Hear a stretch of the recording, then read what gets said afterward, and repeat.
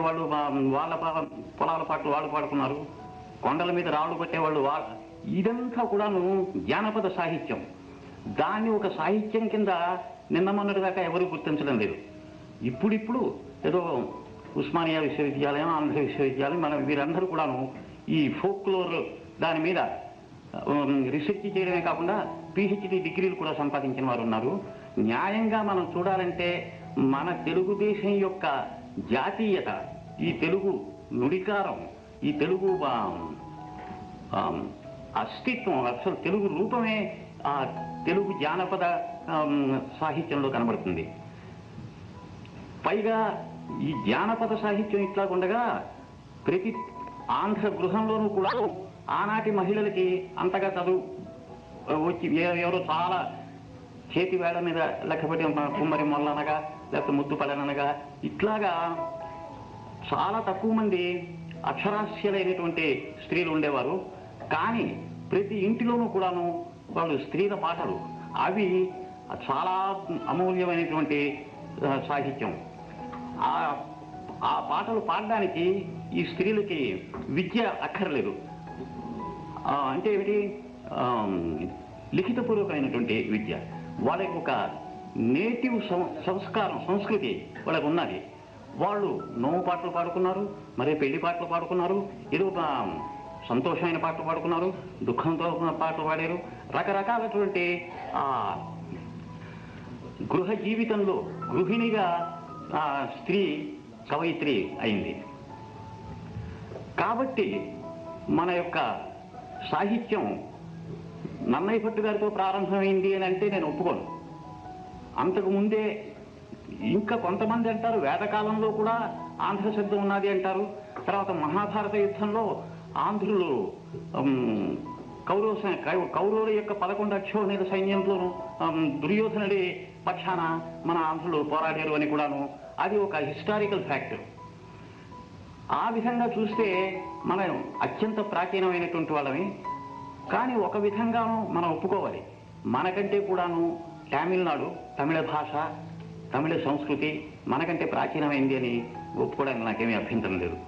అదేవిధంగా చూస్తే కన్నడం కూడా మనకి బహుశా దక్షిణాది భాషల్లో మొదటిది తమిళ్, రెండవదేమో కన్నడం, మూడో భాష మన తెలుగు అవుతుంది, నాలుగోదేమో మలయాళం.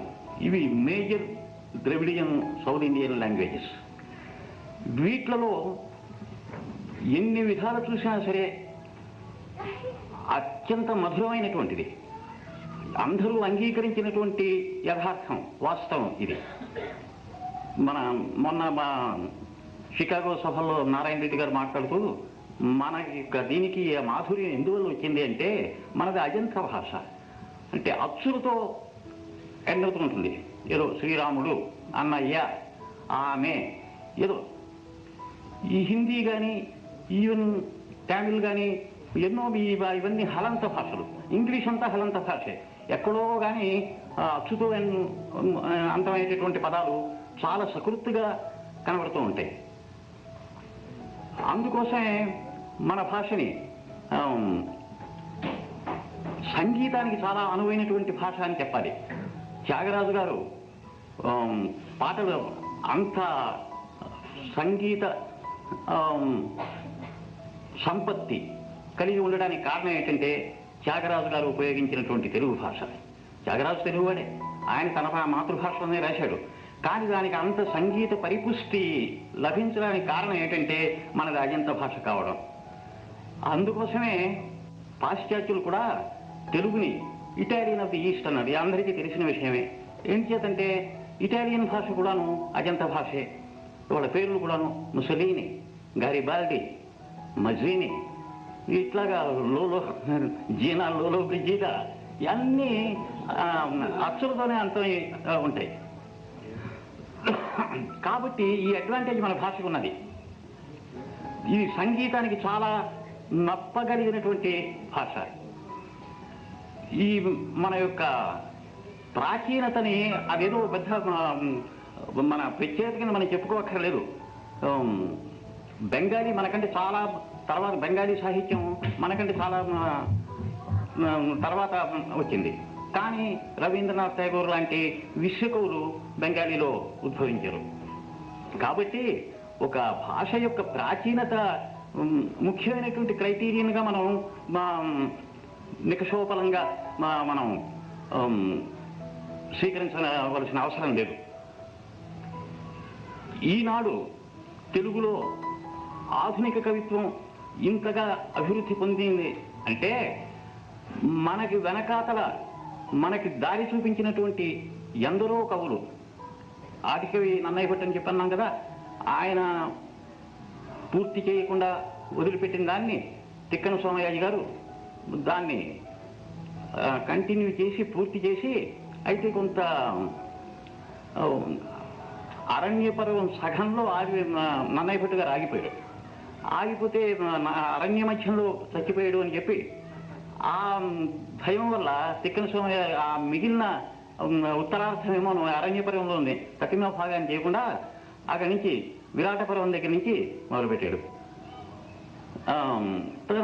మొదలుపెట్టి అన్ని 15 పర్వాలు కూడాను ఆయన పూర్తి చేశాడు. ఆ తర్వాత ఈ గ్యాప్ని ఎర్రాప్రగడ ఆ మిగిలిన దాన్ని ఎర్రాప్రగడ శిల్పాన్ని గురించి చాలా చక్కగా మన విమర్శలు చెప్తూ ఉంటారు. నన్నయ్య భట్టు గారి కవిత్వంలో ఒక 75% సంస్కృత పదాలు ఉంటాయి, ఒక 25% మాత్రమే అచ్చ తెలుగు పదాలు ఉంటాయి. ఈ మరి తిక్కన గారిలో ఆ 2 రాజులందు విపరీతం అన్నట్టుగా అది రివర్స్. తిక్కన గారి కవిత్వంలో 75% అచ్చ తెలుగు పదాలు ఉంటాయి, 25% ఏమో సంస్కృతం. ఆయనకి సంస్కృతం రాక కాదు, సింగంబాకటితో గుహంతరమునం చేర్పాటుమై నుండి మాతంగ స్ఫూర్జిత యూథ దర్శన సముద్యక్రోధమై వచ్చునోయన్ కాంతార నివాస ఖిన్నమతిని అస్మత్సేనపై వీడవచ్చన్ కుంతీసుత మధ్యముండు సమరస్థే మాభిరామాకృతిని. ఆ సందర్భానికి సరిపోయేటటువంటి శైలి అది. కానీ సాధారణంగా మామూలుగా ఆయన మొత్తం మహాభారతం అంతా మనం చూసామంటే అచ్చ తెలుగు పదాలే ఎక్కువగా ఉంటాయి. అంతేకాదు మన గిడుగు రామమూర్తి పంతులు గారు చెప్తూ ఉంటారు, ఆయన భాష కర్తకర్మక్రియలు ఛందో బంధనాలు వీటిని బట్టి గాంధీ భాషలా కనబడినా ఆయన యొక్క భాషలో అది ఆయన నిజంగా ఆనాటి తన నెల్లూరి వాడుక భాషే ఉపయోగించాడు అని చెప్పి గిడుగు రామమూర్తి పంతులు గారు అంటూ ఉంటారు. అది కూడా మనకి కనబడుతూనే ఉంటుంది. ఈ కృష్ణుడి దగ్గర కృష్ణుడు రాయబారానికి వెళ్ళే ముందర ధర్మరాజు, భీముడు, అర్జునుడు, నకుల సహదేవుడు, ద్రౌపది వీళ్ళందరినీ కూడాను ఏమిటి చెప్పమంటావు, ఏమిటి చేయాలి అంటే ధర్మరాజు ఏమో మాకు 5 ఊళ్ళు ఇస్తే చాలు అంటాడు, అర్జునుడు కొంచెం అటు ఇటు అంటాడు, భీముడు నాకు యుద్ధమే కావాలంటాడు. ఇట్లా అక్కడ చూడండి, మొట్టమొదటి ధర్మరాజు దగ్గరికి వెళితే ఆయన ఆపద గడవం బెట్టగా ఓపి శుభంబైన దాని నొడగూర్పగమాకి పుట్టువునకు పాండుక్ష్మాపాలుడు నిన్ను చూపించనీయ మహాత్మ అని ప్రారంభిస్తాడు. ఇట్లా వీళ్ళంతా ఇంతటా ఆఖరిని ద్రౌపది దగ్గరికి వస్తాడు. చెల్లమ్మా నువ్వేమిటి చెప్తావు? ఈవిడికి మనస్సులో ఏమో యుద్ధం కావాలని ఉంది, యుద్ధం కావాలి అన్న సంగతి పైకి చెప్పదు. చెప్పకుండా చెప్పడం కోసం అని చెప్పి అక్కడ మనకి సినిమాల్లో క్లోజప్లు అంటామే, ఆ రోజుల్లో తిక్కన సోమయాజి గారు అప్పుడు సినిమా కెమెరాలు ఏమీ లేవు, కానీ అక్కడ మనకు క్లోజప్ లాంటి దృశ్యం ఇచ్చాడు. నువ్వేమో కౌరవుల దగ్గరికి కొడుతున్నావు, రాయబారం గురించి మాట్లాడతావు, కానీ అప్పుడు ఆమె జుట్టు విరగబోసుకునే ఉంది కదా. భీముడు దుశ్శాసనుడి దుర్యోధనుడి తొడలు పగలగొట్టి లేదా దుశ్శాసనుని గుండెలు చీల్చి ఆ నెత్తురుతో వేణి సంహారం చేస్తానని అతను ప్రతిజ్ఞ పెట్టాడు. మరి యుద్ధం లేకపోతే ఈ ప్రతిజ్ఞ నెరవేరడం అసాధ్యం. ఆ ప్రతిజ్ఞ నెరవేరితేనే కానీ ఈవిడికి నిద్ర పట్టదు, ఈ అన్నం సహించదు. కాబట్టి నాకు యుద్ధం కావాలి అని చెప్పి డైరెక్ట్గా చెప్పకుండా ఇండైరెక్ట్గా ఏమంటుందంటే ఇవి దుస్ససేను రేళ్లను తగిలి సగము తెసిపోయి తక్కినయవి కౌరవుల ఎడ తీరు మాటల అవసరమున తలపవలయు అచ్యుత. ఒక్కసారి వీటిని నువ్వు తలుసుకో, ఇది మాత్రం ఇవి వాడప్పుడు పట్టుకుని లాగాడు, అప్పటి నుంచి నేను వేణిని ముడి వేసుకోవడం లేదు. నువ్వు ఈ రాయబారానికి వెళ్ళే సమయంలోనూ ఈ విడిపోయినటువంటి చిందరవందరైనటువంటి నా శిరోజాలని జ్ఞాపకం ఉంచుకోని. ఇంకొక విచిత్రం కూడా ఈ పద్యంలో నాకేమిటి కనబడుతుందంటే, సాధారణంగా మనం కౌరవుల ఎడ తీరు మాటల అవసరమున తలపవలయు అచ్యుత వీని, అక్కడ ఎతి కోసం అని చెప్పి అచ్యుత అన్న మాట ఉపయోగించాడా, లేకపోతే మరి శ్రీకృష్ణుడికి కేశవ నారాయణ మాధవ గోవింద కొన్ని వందల వేల పేర్లు ఉన్నాయి, ఏదైనా ఉపయోగించవచ్చును. కానీ అచ్యుత అనడంలో ఒక ఉద్దేశం ఉంది, చ్యుతి లేనివాడా అని. నీ పట్టుదల నాకు తెలుసు, నువ్వు కానీ పట్టుకొచ్చే ఉంటే తప్పకుండా యుద్ధం వచ్చేటట్టుగానే చేస్తావు అన్న విధంగాను ఆవిడ మాట్లాడింది. ఇదంతా నేను ఎందుకు చెప్తున్నానంటే, తిక్కన సోమయాజి గారి శైలి నాటకీయంగా ఉంటుంది. నేను కవిత్వాన్ని రెండు విధాలు అంటూ ఉంటాను. Poetry that is Sung, poetry that is spoken. మాట్లాడే కవిత్వం ఒకటి, పాట పాడే కవిత్వం ఒకటి. తిక్కన సోమయాజి గారిది మాట్లాడే కాన్వర్సేషనల్ పోయిట్రీ. నన్నయ్య భట్టు గారిది చాలా లిరికల్గాను, నలదమయంతులిద్దరు మనఃప్రభవానల దహ్యమానులై సలిపిరి దీర్ఘవాసర నిశలు నవ నందనమ్ములన్ నడిన దడమ్ములన్ మృదు మృణాలములన్ ఘనసార పంశులన్ తలిరుల చెయ్యలన్ సలిలధారల చందన చారు చర్చలన్. ఇలా ఉంటుంది నన్నయ్య భట్టు గారి కవిత్వం. లిరికల్గా పోయిటిక్గా ఏదో ఒక పాట వింటున్నట్టుగా ఉంటుంది. నేను అంటే పాడలేను కానీ నారాయణ చక్కగా ఈ పద్యాన్నే అప్పుడు మీకు నన్నయ్య భట్టులో ఉన్నటువంటి ఆ సంగీత గుణం నేను పాడితేనే మీకు మాకు కనబడి ఉంటుంది అనుకుంటే, ఇంకేందుకు అందులో గర్భితంగా నా గుణం ఉన్నది. అది నన్నయ్య భట్టు గారి యొక్క కవిత్వ లక్షణం. తిక్కన సోమయాజి గారి కవిత్వం ఏంటి అంటేను, ఇందాక చెప్పాను కదా, ఒక కృష్ణుడు ధర్మరాజు ఫేస్ టు ఫేస్ ఇచ్చేసి ఇష్టాగోష్ఠిగా ఏ అలమరికలు లేకుండా హృదయపూర్వకంగా మాట్లాడుకునే గుణమేమో తిక్కన సోమయాజి గారి వారిలో ఉంది. ఈ రెండు గుణాలని తర్వాత 300 ఏళ్ళక ఎర్రాత్రగలు వచ్చి ఈ మిగిలిపోయినటువంటి ఆ అరణ్య శేషం దాన్నేమో పూరించి ప్రారంభించడం ఏమోను నన్నయ్య భట్టు గారి కవిత్వంలాగా కొంచెం ఎక్కువ సంస్కృత సమాసాలు పెట్టి రాను రాను రాను మళ్ళీ తిక్కన సోమయాజి గారి అచ్చతలుకేమో లింకప్ చేసి ఇదంతా కూడాను ఒక విధమైనటువంటి లిటరరీ ఆర్కిటెక్చర్. అట్లాగా ఆఖరి పద్యం నన్నయ్య భట్టు గారిది, శారదరాత్రులు ఉజ్వల లసత్తర తారక హారపంతులం చారుతరమ్ములయ్యే వికసన్ నవకైరవ గంధ బంధుర ఉదార సమీర సౌరభముదాకి సుధాంసు విసార్యమాన కర్పూర పరాగ పాండురుచి పూరమునన్ పరిపూరితములై. ఇంత దీనికేమోను ఆయన శారదరాత్రుల గురించి, అది నన్నయ్య భట్టు గారి ఆఖరి పద్యం. దాని కంటిన్యూషన్ ఏమోను స్ఫుర అరుణ, అదేమిటంటే ఇది శారదరాత్రులు శరత్కాలపు పగళ్ళని వర్ణిస్తాడు. స్ఫురదరుణాంశురాగ రుచి పొంపిరివోవ నిరస్త నీరదావరణములై దళ కమల వైభవ జృంభణములసిల్ల ఉద్ధురతర హంస సారస మధురత నిక్వణములు సెలంగగా కరము వెలింగె వాసరము కంబులు శారద వేళ చూడగన్. పగళ్ళేమోను ఈ విధంగా ఉన్నాయని చెప్పి ఎంత చక్కగా లింకప్ చేశారో చూడండి. ఆ విధంగాను ఈ ముగ్గురును మహాభారతాన్ని తయారు చేయడం వల్ల మన పండితులు వారిని కవిత్రయం అని చెప్పి గౌరవించారు. కానీ నేనేమో నా పెడసరం నా పెంకిదన దాంట్లో నా కవిత్రయం వేరే ఉన్నారు. ఆదికాలంలో తిక్కన, మధ్యకాలంలో వేమన, ఆధునిక యుగంలో గురజాడ అప్పారావు గారు. ఈ ముగ్గురు నాకు కవిత్రయం. వీరు ఎందుకు నా కవిత్రయం అంటున్నానంటే, వీళ్ళు ముగ్గురు కూడా ప్రజాకవులు. కావున భారతామృతము కర్ణపుటంబుల నారగ్రోలి ఆంధ్రావళి మోదముంబురయ అంకిత సాక్ష్యవతి సంస్కృతి శ్రీ విభవాస్పదంబైన చిత్తముతోడ మహాకవిత్వ దీక్షావిధి భూని పద్యముల గద్యములను రచయించదని కృతులని చెప్పి తిక్కన సోమయాజి గారు ఎందుకు రాస్తున్నాను అంటే, ఆంధ్రజనుల యొక్క సంతోషం కోసం, మోదం కోసం అని చెప్పి నేను రాస్తున్నాను. సరే, మధ్యకాలంలో వేమన గారు ఆయన ఎటువంటి ప్రజాకవి ఆ విషయం నేను వేరే చెప్పనక్కర్లేదు. ఆయన విమర్శించినటువంటి సామాజిక దుర్గుణాలు అన్నిటినీ కూడా హిపోక్రసీ, ఆఖరికి దేవుణ్ణి కూడాను ఆయన అటాక్ చేశాడు అనమాట. అటువంటి వాడు వేమన. కానీ నిన్న మొన్నటి దాకా అసలు వేమన్ని మన పండితులు మహాపండితులు ఆయన్ని కవిగా కూడా గుర్తించలేదు. ఈనాడు కొంత మోడర్న్ క్రిటిసిజం, కొంత సైంటిఫిక్ క్రిటిసిజం వచ్చేసరికి వేమనని కవిగా గుర్తిస్తున్నారు. నా దృష్టిలో ఆయన ఈ కవిత్రయంలో ఒకరు. సరే, ఇక గురజాడ అప్పారావు గారి గురించి మనందరికీ తెలిసిన వారే. ఆయన ఆధునిక యుగానికి మార్గదర్శకుడు.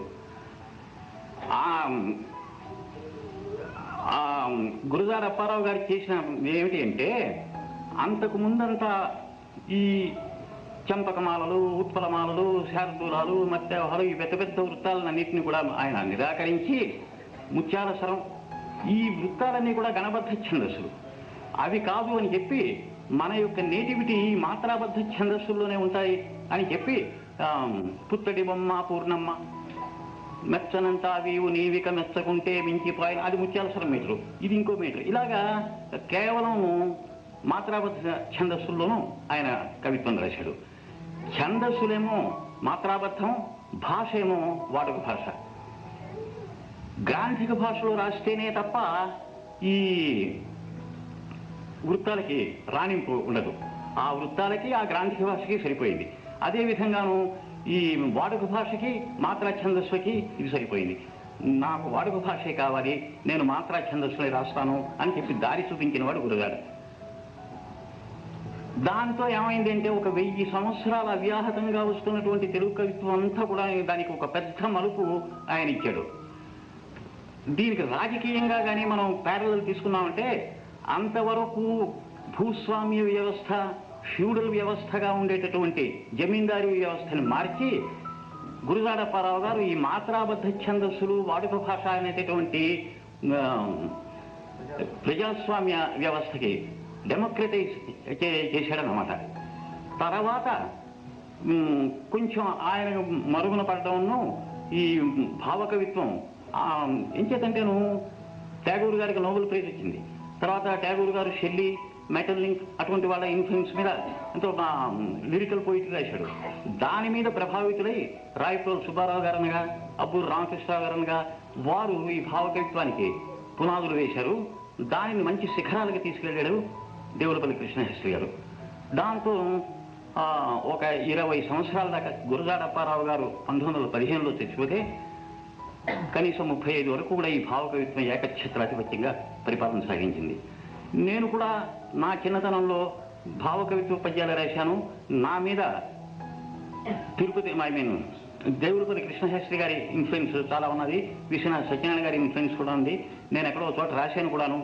ఈ ఇద్దరి యొక్క ప్రభావాన్ని వదిలించుకోవడానికి నాకు 10 ఏళ్ళు పట్టింది అని చెప్పి. ఈ ఎందుచేత అంటే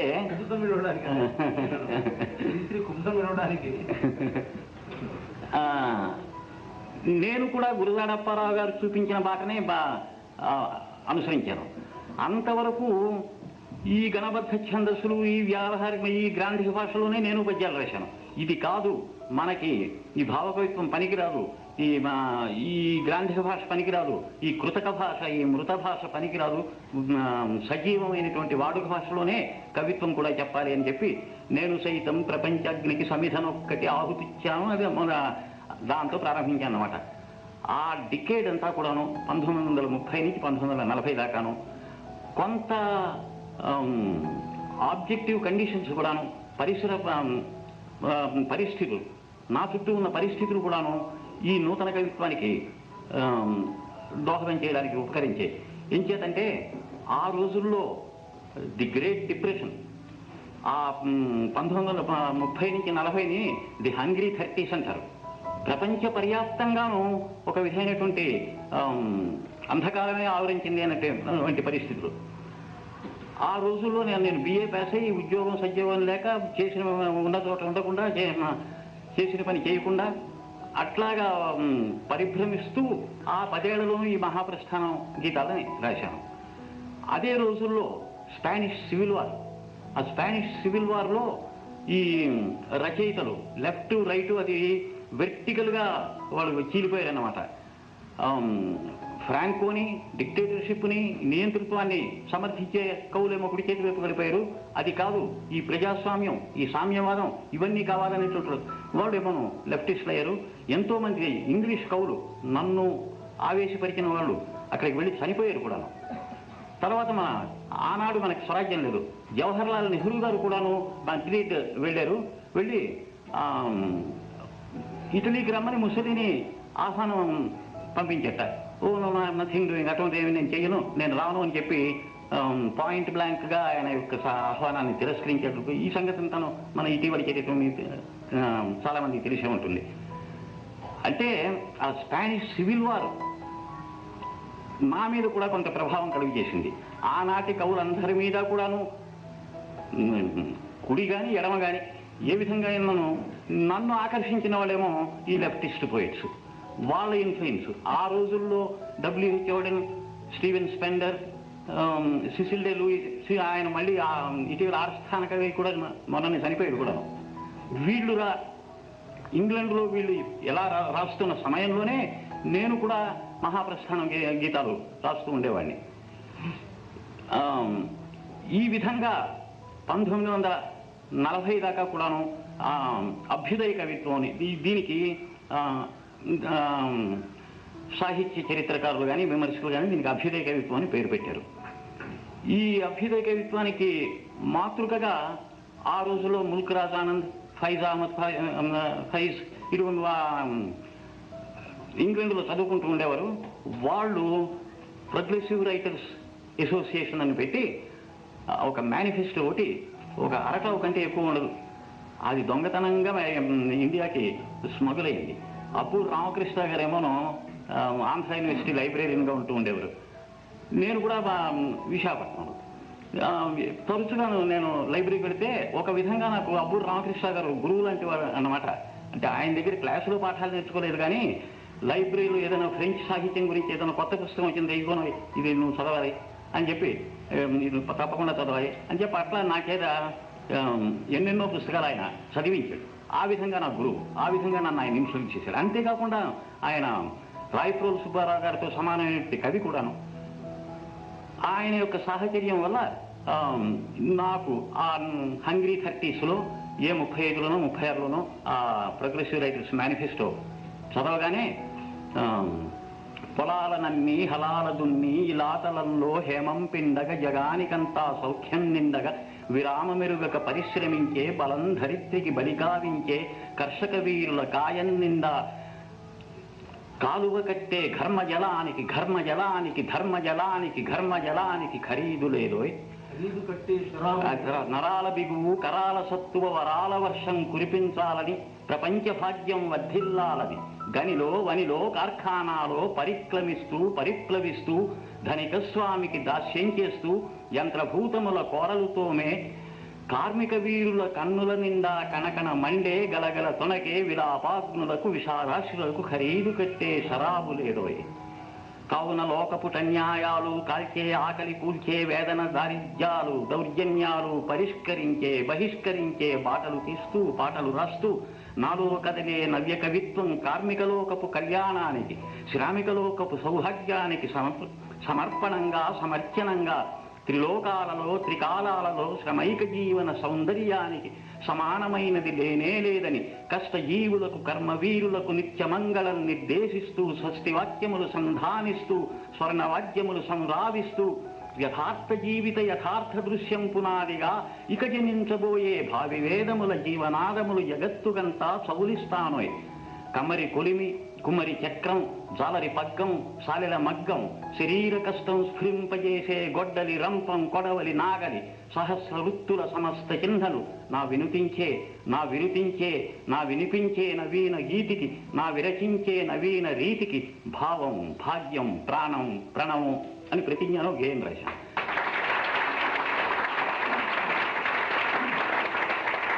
ఇది పట్టుకుని అబ్బూరు రామకృష్ణ గారి చదివి వినిపిస్తుంది. ఆయనే చదివాడు. ఏమిటో ఈ ప్రోగ్రెసివ్ రైటర్స్ మేనిఫెస్టో అంతా ఈ పోయిందో దించేసావు అని చెప్పి, అది ఆ విధమైనటువంటి ఉత్సాహం నాకు ఆయన కలుగు చేశాడు. అంతేకాదు నేను ఇదంతా ఎందుకు పొంగిపోతానేమో అప్పుడు నన్ను కృంగదీయడానికి కూడాను దీన్ని సింగిల్ పన్నా పద్యాలన్నది ఆయన. చాలా మార్జిన్ వెడల్పు మార్జిన్ ఉంటుంది, మధ్యని ఏదో కనిపించినట్టుగా ఈ పద్యాలు ఉంటాయి. ఇది ఎలా ఆయన ఒక చిన్న ఉదాహరణ ఇచ్చాడు. ఖాళీ పే కేజీ పే తేలు ఆ మాబాడు ను అని చెప్పి ఓ పోయం, ప్రోజ్ పోయం. అసలు ఇదేమిటంటేను కర్రలడితే దీనికి వాళ్ళు ఖాళీ పే కేజీ పెట్టెలు అమ్మబడును అని చెప్పి, దీనికి స్థలం లేక ఖాళీ పే కేజీ పే ఒరే నీ కవిత్వం ఇలా ఉందిరా అని చెప్పి అంటే అనమాట. ఆయనలో అంత సెన్స్ ఆఫ్ హ్యూమర్ కూడా ఉంది. ఉండి మరి నేను టూ మచ్ పొగిడేస్తున్నానని చెప్పి నువ్వు ఇన్ఫ్లేట్ అయిపోయి ఏదో బావద్దు అని నన్ను కొంచెం నేల మీద నిలబెట్టిన వాడు అన్నమాట. ఆ విధంగాను అభ్యుదయ కవిత్వం నుంచి భావ కవిత్వం నుంచి అభ్యుదయ కవిత్వం, భావ కవిత్వం ఏమో ఈ శతావధానాల అష్టావధానాల జమీందారీ కవిత్వాల మీద ఒక తిరుగుబాటుగా ఎలాగైతే వచ్చిందో అదే విధంగాను భావ కవిత్వం మీద ఒక తిరుగుబాటుగా అభ్యుదయ కవిత్వం వచ్చింది. ఆ అభ్యుదయ కవిత్వం కూడాను కొంతకాలం సాగిన తర్వాత ఈనాడు లేటెస్ట్ ట్రెండ్స్ విప్లవ రచయితల సంఘం వారు విరసం చాలామంది కవులు రాస్తున్నారు. ఇంకొక విశేషం ఏమిటి అంటే మళ్ళీ ప్రోజ్ పోయం యొక్క ఏకఛత్రాధిపత్యం కొంచెం తగ్గి మళ్ళీ గద్దర్ లాంటి వాళ్ళు, చెరబండరాజు లాంటి వాళ్ళు, విశాఖపట్నంలో వంగపండు ప్రసాద్ వంటి వారు వాళ్ళందరూ కూడాను ఈ జానపద గేయాలను తీసుకొని ఫార్మ్ ఏమోను ఫోక్లోర్ ఫార్మును కంటెంట్ ఏమో రెవల్యూషనరీగా ఉండేటట్టుండి వాటిని గ్రామాల్లోనూ వాటిని ప్రచారం చేస్తున్నారు. జననాట్య మండలి అని చెప్పి వాళ్ళు నాటికలు వేస్తున్నారు, ఏదో ఉపన్యాసాలు ఇస్తున్నారు, అన్నీ చేస్తున్నారు. కొంతకాలం నేను ఓపిక ఉన్నంతకాలం నేను తిరిగాను, కానీ ఇప్పుడు అంత తిరిగే ఓపిక లేకపోతున్నది. కానీ నేను కూడా ఈ మరో ప్రస్థానం అని చెప్పి రాశాను. అందులో చాలా వరకు గేయ ప్రోజ్ పోయిమ్స్ చాలా తక్కువ ఉంటాయి. ఈ జానపద రూపాల్లో ఉండేటువంటి గేయ రూపాల్లో ఉండేటువంటి ఉంటాయి. అంతేకాకుండాను భాష కూడా కార్మికుల పాఠక జనాల భాషని ఉపయోగించాను.